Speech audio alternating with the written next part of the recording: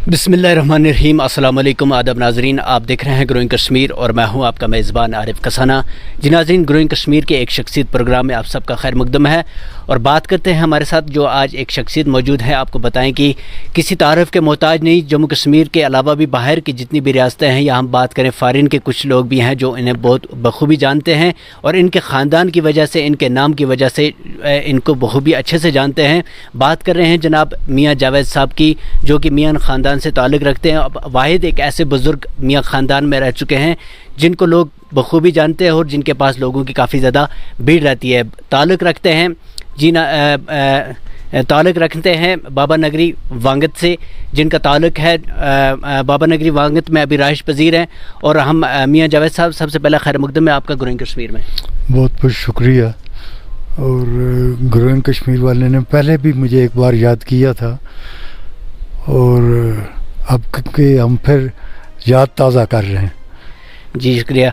जी नाज़रीन, आपको बताते चलें कि मियाँ ख़ानदान में जब पहले भी हमने बात की तो कुछ बातें ऐसी थी जो अधूरी रह गई थी, क्योंकि टाइम का काफ़ी ख्याल रखना होता है, क्योंकि इतनी लंबी जो स्टोरी है वो हम चला नहीं सकते और ना ही उसका ख्याल रखना पड़ता है। इसलिए जो बातें हम अधूरी रह गई थी आज फिर से हम आए हैं और फिर से जो कुछ बातें अधूरी रही जो आप सुनना चाहते थे और उस दिन अधूरी रह गई थी, आज हम फिर मियाँ जावेद साहब की ज़बानी सुनेंगे। और जावेद साहब, अगर बात करें जो मियाँ ख़ानदान है तो अब वाहिद एक बुज़ुर्ग जो है आप उस ख़ानदान से रह चुके हैं। लोग काफ़ी सुनना चाहते हैं आपको, लोग आपकी बातें सुनना चाहते हैं जो पिछली बार सुनना चाहते थे, अधूरी रह गई थी, और आज हमारे नाज़रीन को सुनाई। जी, हमारे ख़ानदान में अब आपने मुझे थोड़ा डरा दिया ज़्यादा बुज़ुर्ग बना के वो बकौल हफीज़ जालंधरी के अभी तो मैं जवान हूँ, लेकिन बहरहाल फिर भी हम भाइयों में से हम 9 भाई थे। 9 भाइयों में से 6 अल्लाह को प्यारे हो गए, जो बाकी हैं खुदा करे कि वो भी प्यार में ही रहें, लेकिन ज़िंदगी के दिन हैं नहीं मालूम कितने हैं। तो हम 3 भाई ज़िंदा हैं, तीनों में मैं बड़ा हूँ। मुझसे छोटे मियाँ शबीर साहब हैं और उनसे छोटे मियाँ इश्तियाक साहब, शौक शायरी भी करते हैं, अदीब हैं, वो हैं। तो उस तनाज़र में अगर आप मुझे बुज़ुर्ग कह दें तो मुझे कोई एतराज़ नहीं है, वरना हमारे ख़ानदान में हैं कुछ लोग जो बुज़ुर्गी का अगर दावा ना भी करें, लेकिन मैं मानता हूँ कि हैं बुज़ुर्ग। तो पिछला बरस तो बहुत कठिन हमारे ख़ानदान के लिए बड़ा आजमाइश का बरस था। पहले हज़रत साहब तशरीफ़ में मियाँ साहब, मियाँ बशीर साहब को हज़रत साहब का कहा करता हूँ इधर उधर, या हम बशीर अदा कहा करते थे, मैं कहा करता था, कोई क्या कहता था, कोई मैं बशीर अदा। और जब आपकी दुनिया या कोई और दुनिया किसी से मुखातब होकर उनका ज़िक्र करता था तो मैं हज़रत साहब कहता था, आप भी हज़रत साहब ही कहता हूँ। पहला बांध तो उन्होंने तोड़ा, अल्लाह ताला ने उनको अच्छी खासी उम्र दी, लेकिन हम लोग जो उनके मुतल्लिकीन भी हैं, उनके करीब भी हैं, हमारे अगर आप हमसे पूछें तो हम कहते हैं कि थोड़ा सा मुख्तसर सा वक्त हुआ खुदाया तो हमारी कैफियत क्यों बदल गई इतनी। क्योंकि कुछ लोग ऐसे होते हैं कि एक उम्र लगती है वो कमी पूरा होने के लिए। यहाँ हमारे ख़ानदान पे अल्लाह ताला का बड़ा करम रहा। मेरे वालिद साहब जी साहब जब यहाँ आए तो 63 वर्ष उनकी उम्र हुई थी, और नहीं मालूम, मैंने पिछले इंटरव्यू में शायद आपको उनका ज़िक्र किया था, ये 63 साल उम्र उनकी हुई थी। और उस दिन जिस दिन उनका विसाल हुआ तो बाबा साहब, मेरे वालिद साहब कहते हैं कि मुझे مسجد میں انہوں نے بلایا.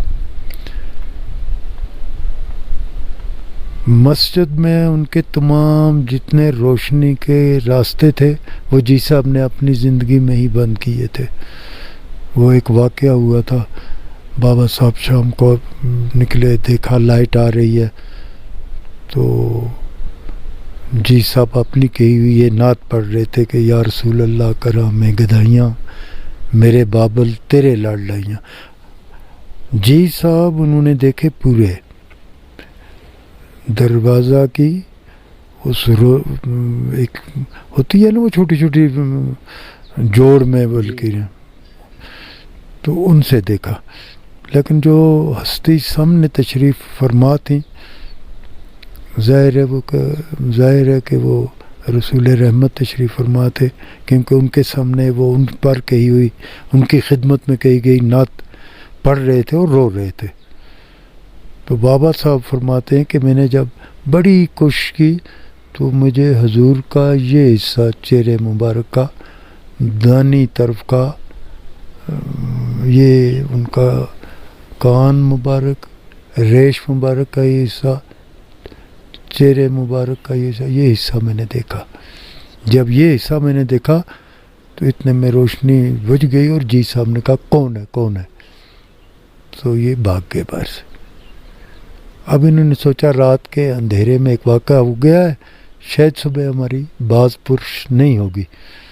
تو صبح جی صاحب نے اپنے گھر کے, اپنے خاندان کے بہت قریبی, اپنی بچیاں, دادی اماں,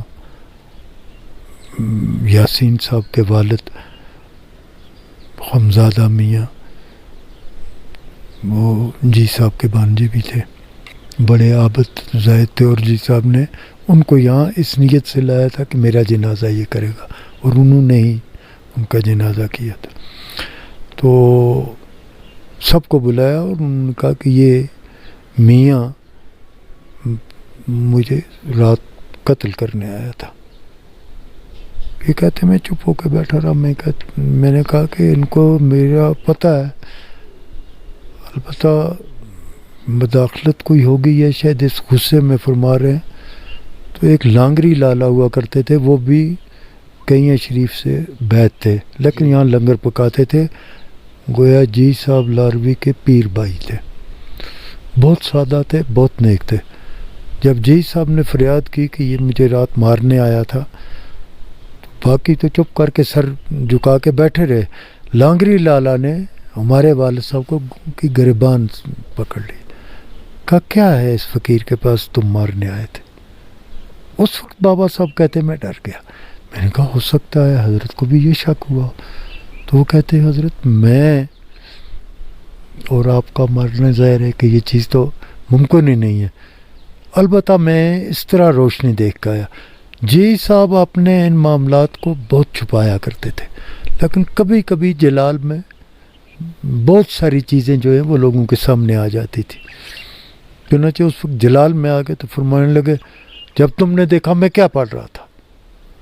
تو انہوں نے کہا حضرت آپ اپنی کہی ہوئی یہ نعت پڑھ رہے تھے, مجھے سناؤ. تو والد صاحب نے 2-4 شعر سنائے کہ یا رسول اللہ کرا میں گدائیاں, میرے بابل تیرے لڑ لائیاں. جب یہ سنایا تو آپ نے فرمایا کہ رسول اللہ کی شان میں کہی گئی باتیں میں کسی اور کے سامنے دہرا سکتا ہوں؟ کبھی بڑی مشکل, بڑی ریاضت, بڑی محنت و سماجت کے بعد کوئی تھوڑا سا وقت مل جاتا ہے, اس میں اگر تم لوگ مداخلت کرتے ہو تو یہ قتل سے بڑی بات ہے. لیکن طبیعت بدل گئی, مہربان بھی ہو گئے, غصہ بھی نہیں رہا. تو فرمانے لگے اب میری کمالہ نام کا کوئی ترخان تھا, فرمایا جاؤ کمالہ کو بلا کے لاؤ, یہ دروازے کھڑکیاں جو بھی ہیں ان میں میری نماز بے پرد ہو گئی ہے, ان کو بتاؤ. تو انہوں نے جہاں جہاں جوڑ تھا وہاں اس پہ لکڑی لگوائی, خود اپنی نگرانی میں ایک ایک سوراخ, ایک ایک جگہ, ایک ایک درز بند کروائی. تو اس دن جب وصال کا دن تھا, چونکہ پھاگن کا تھا, 7 پھاگن تھے, تو صبح طلوع ذرا دیر سے ہوتی ہے, اور صبح صبح روز نہیں ہوتی، یہ کوئی 6:30-7 بجے کے قریب بابا صاحب کو بلایا. یہ گئے تو بابا صاحب فرماتے ہیں کہ میرے ساتھ میری بڑی بہن یاسین صاحب کی والدہ میری بڑی پھوپھی، بابا صاحب سے ان کی عمر بڑی تھی، تو وہ بھی میرے ساتھ پیچھے پیچھے گھس گئی. جی صاحب کی پیٹھ تھی دروازے کی طرف، تو چارپائی پہ لیٹے تھے. تو آپ نے فرمایا میاں کون ہے تمہارے ساتھ؟ تو یہ فرماتے ہیں کہ میں نے ہماری پھوپھی کا کہتے ہیں اپنی بہن کا کہ میں نے ان کی طرف مڑ کے دیکھا تو انہوں نے اس طرح ہاتھ باندھے. تو میں چپ ہو گیا. تو میں نے کہا حضرت کوئی نہیں ہے. کہا نہیں دروازے کے پیچھے کون ہے، اب کیا کرتے؟ تو انہوں نے کہا زینب نام تھا، تو کہا با ہے، با کہتے تھے. کہا حضرت با ہے. کہا بیٹا ادھر آؤ. آئیں، بچے کے ساتھ پیار کیا، سر پہ ہاتھ پھیرا. تو کہا میں تمہارے بھائی سے کچھ تھوڑی بات کرنا چاہتا ہوں، پھر میں تمہیں بلاؤں گا، سب کو بلاؤں گا. تو نکال دیا دروازے. پھر اس وقت تمہارے بابا صاحب کو کہا، میرے والد صاحب کو، کہ میاں دروازے کو کنڈی لگاؤ، یہ وقت کسی اور کو چھوڑنے کا نہیں ہے. تو بابا صاحب سامنے آئے تو پہلے ان سے فرمایا کہ ایک قحط کوئی پڑا تھا بنگال میں. فرمایا بنگال کا وہ قحط جو ہے اس کو کتنے برس ہوئے؟ تو بابا صاحب نے فرمایا کہ حضرت 23 سال. یہ ایسا گوجری میں چونکوں کو اس کو وہ ادائیگی زیادہ ہے، تو 23 سال ہو گئے. فرمایا اس وقت جب یہ قحط پڑا تھا میری عمر 40 سال تھی. میاں ذرا حساب کر کے بتاؤ میری عمر کتنی بنتی ہے؟ تو بابا صاحب فرماتے ہیں کہ میں نے کہا حضرت 63 سال، 63 برس بنتی ہے.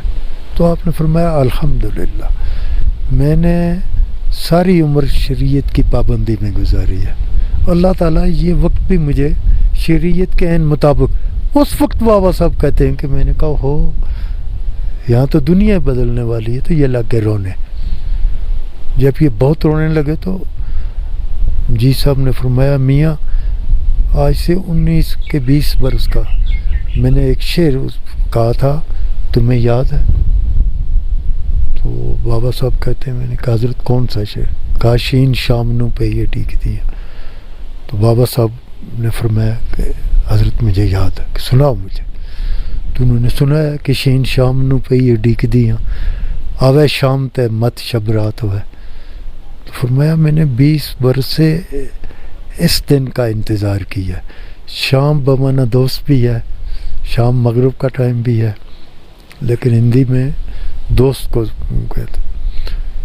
تو کہا دوست سے وصل کا یہ دن آیا، شعبان بھی 15 ہے، عمر حضور کی عمر کے مطابق ہے. تو اس دن کا تو میں نے بڑی شدت سے انتظار کیا، تو آج یہ دن آیا تم روتے ہو. بابا صاحب کہتے ہیں ان باتوں سے مجھے کیا تسلی ہوتی، کیونکہ ان کو بہت پیار تھا اپنے والد سے، بہت ہی پیار تھا. تو وہ رونے لگ گئے.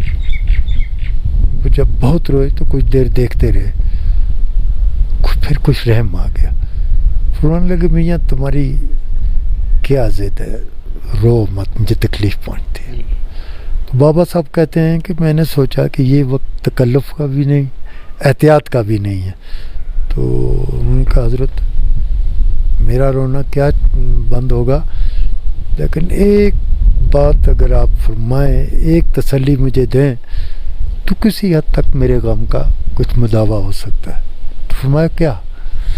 تو وہ کہتے ہیں کہ میں نے کہا کبھی کبھی اگر آپ مجھے مل لیا کریں. لیٹے ہوئے تھے تو اٹھ کے بیٹھ گئے. انہوں نے توبہ توبہ، تم غیر شرع بات کا تقاضا کر رہے ہو. پتہ نہیں میرے اعمال کی کیا سزا ہو، پتہ نہیں کیا باز پرس ہو، پتہ نہیں کس کیفیت میں اس سے میں گزروں، اور تم وہ بات کہتے ہو جس کی شریعت اجازت نہیں دیتی. بابا صاحب کہتے ہیں میں رونے لگ گیا. ان باتوں کا بھی میں نے کوئی اثر نہیں لیا، میرے وس میں ہی نہیں تھا. کچھ دیر دیکھتے رہے، پھر تو خود رحم آ گیا. انہوں نے کہا اچھا میاں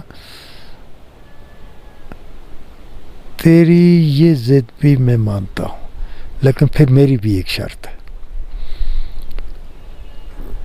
ہجر کی طویل راتوں میں جب میری کمی محسوس کرو، میری یاد کی شدت تمہیں ستائے، تو اکیلے رہا کرنا۔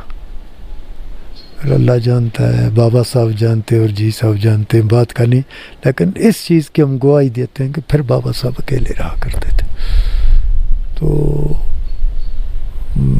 یہ چونکہ کھڑکیاں بند تھیں تو اس وجہ سے اندھیرا تھا، تو بابا صاحب یہ پھر جی صاحب کی رخصتی ہو گئی۔ 2 برس تک تو بابا صاحب بالکل نکلے نہیں، ان کی طبیعت ہی نہیں آمادہ ہوتی تھی باہر نکلنے کے لیے۔ تو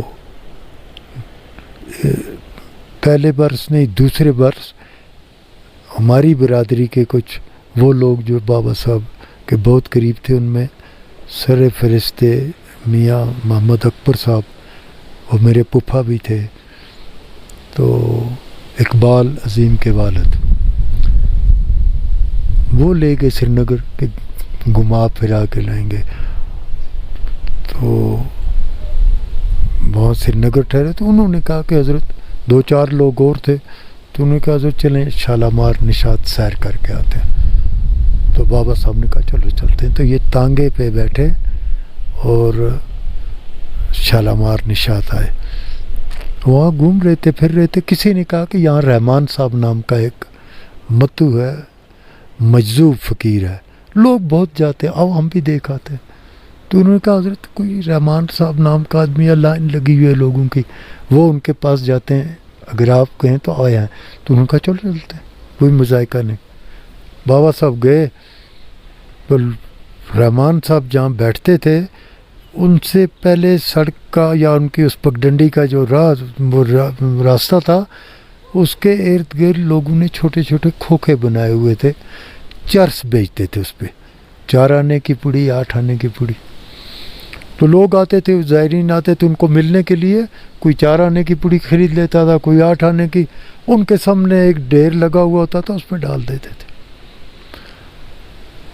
تو ان ساتھیوں نے کہا کہ حضرت سب لے جا رہے ہیں، ہم بھی لے جائیں گے۔ تو کہا چلو لے لیتے ہیں، ایک ایک انہوں نے بھی لے لی۔ تو بابا صاحب کہتے ہیں کہ جب میں گیا تو وہ آنکھ بند کر کے بیٹھا ہوا تھا، مست آدمی، ایک پھرن لگا ہوا تھا اور لباس نام کی کوئی چیز نہیں تھی، اور یہ گریبان کھلا ہوا، جیسے ان مست لوگوں کا ہوتا ہے، ایک خاص لباس، ایک خاص حلیہ۔ تو گئے تو بابا صاحب کہتے ہیں سب نے وہ اپنی اپنی پوڑی ڈال دی، میں نے بھی پھینکی لیکن نظر رکھی اس پر۔ تو جو ہی میں نے پھینکی تو انہوں نے آنکھیں کھولی، آنکھ کھولی تو اپنے اس چیلے کو کہا میرے لیے کشمیری میں وہ بھر کے لاؤ چلوں، ججیر لاؤ۔ وہ لایا جیسے معمول تھا، وہ لایا تو وہ اب ایک پوڑی اٹھانے لگا، اس نے کہا نہیں، دوسری 4-6 پوڑیاں جب وہ اٹھاتا تھا وہ منع کرتے تھے۔ آخر انہوں نے، ان کے پاس ایک کھونڈی لوہے کی بڑی لمبی تھی، انہوں نے وہ اٹھائی اور اس پوڑی پر لگائی جو بابا صاحب نے پھینکی تھی۔ وہ کہتے ہیں مجھے کوئی تھوڑی سی تسلی بھی ہوئی، کہا یہ لاؤ۔ وہ لائی، وہ کھولی، اس کے 2-4 کش لیے تو میری طرف دیکھا، والد صاحب کہتے ہیں دیکھا تو کشمیری میں کہنے لگے سکیا زی پھیران اور یور۔ بابا صاحب بھی کشمیری نہیں بول سکتے تھے، لیکن اس کے کہے ہوئے الفاظ ان کو منع آن جاتے، اور میں آپ سے ایک عرض کروں کہ بابا صاحب کی، میرے والد صاحب کی یادداشت حیرت انگیز یادداشت تھی۔ تو وہ کشمیری کے لفظ جو ہیں سکیا زی پھیران اور یور چون پنن کھیت چو گریک تلان گس بے سب کرت سچ بادشاہ نہ جی صابن دم تو سکیا غم سچ وقت تک بادشاہ۔ اس کے بعد وہ کہتے ہیں کہ میری وہ بے قراری، وہ کیفیت جو ہے اس जी मियाँ जावेद निज़ामी साहब, अगर बात करें मौजूदा हालात की जम्मू कश्मीर के, जिस तरह से हालात बन रहे हैं और आए दिन हम देखते हैं कि जम्मू कश्मीर में फितने ज़्यादा हो रहे हैं, और अगर बात करें गुजर बकरवाल कम्युनिटी के, तो इसमें भी अब कहीं ना कहीं हर घर में फितने, फसाद, नौजवान नस्ल जो है ये जम्मू कश्मीर में कहीं ना कहीं लोगों को अब डर लग रहा है कि एक खौफ का माहौल है, आए दिन डेड बॉडियाँ रिकवर हो रही है। तो इस बारे में आपका क्या ख्याल है? नहीं, ये तो एक अलमिया है और सभी लोग मुतासर हैं, लेकिन मैं गुजर बकरवाल के बारे में कहूँगा कि बेसिकली हमारा एक ट्राइबल कल्चर है।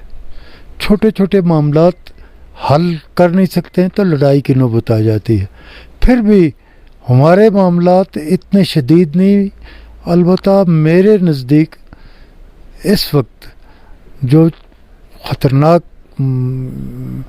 चीज़, एक अंसर जो हमारे कौम में पैदा हुआ, वो ये है कि हमारे नौजवान लड़के, एक ऐसी सोसाइटी उनको मिली है या काम रोज़गार ना होने की वजह से ऐसा हुआ है कि ये नशे वगैरह की कुछ बिदतें जो हैं, ये हमारी कम्युनिटी जो इसके करीब भी नहीं जाती थी, वो अब इसमें मुब्तला है। और मैं बरमला इसका एतराफ़ करता हूँ, मैंने देखा है एक ज़माने में हमारे लोग निशानदेही भी करते थे, दुख भी करते थे और शर्माते भी थे कि फ़लाँ तबके के नौजवान या बड़े या छोटे रोज़े रखने के मामले में पाबंद नहीं है। अब वो लोग जो हैं वो शिकायत करते हैं कि आपके नौजवान जो हैं वो रोज़ादारी में बड़े कमज़ोर हो गए, और मैं मानता हूँ कि उनका ये कहना सच है। अल्लाह ताला इन इल्लतों से इनको रोज़गार मिल जाता, मेरा रब रोज़गार देगा, लेकिन रोज़गार न मिले तो ये कोई जवाज़ नहीं है कि हम बुरी आदतों में पड़ जाएं।